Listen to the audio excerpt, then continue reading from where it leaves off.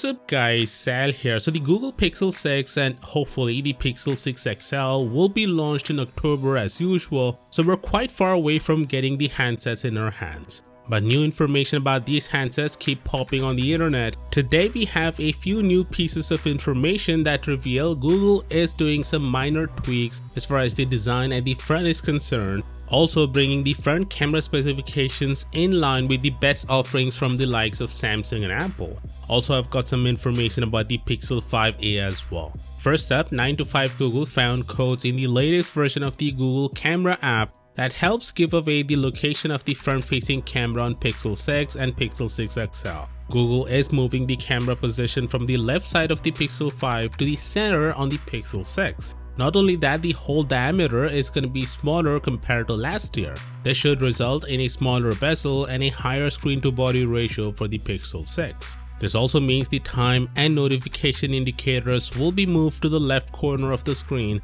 which is the ideal position for it to be. Not just that, but the selfie camera on the Pixel 6 is also getting an upgrade. You see on the Pixel 5, the video recording from the front camera is limited to only 1080p at 30 frames per second. But according to these internal codes from the Google app, the recording capability will be bumped up to 4K resolution.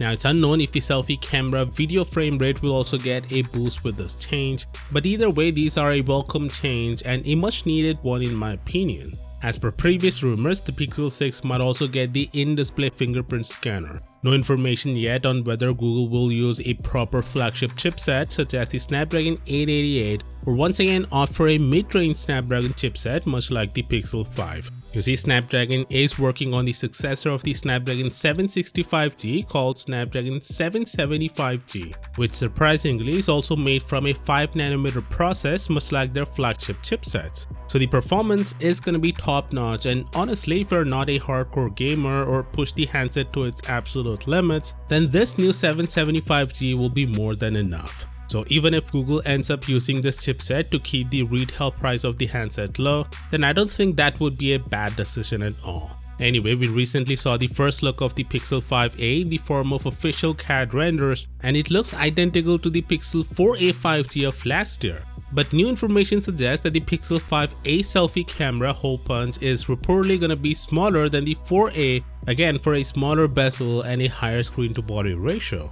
According to John Prosser, Google will launch the Pixel 5a on June 11th, which may seem a bit early, but it's noteworthy that the Pixel 4a launch was delayed a couple of times before getting launched in August last year. So the launch is pretty much in line with what Google does every year. Of course, with that being said, do let me know what do you think about this down in the comments. And as always, I'll see you tomorrow. Peace out.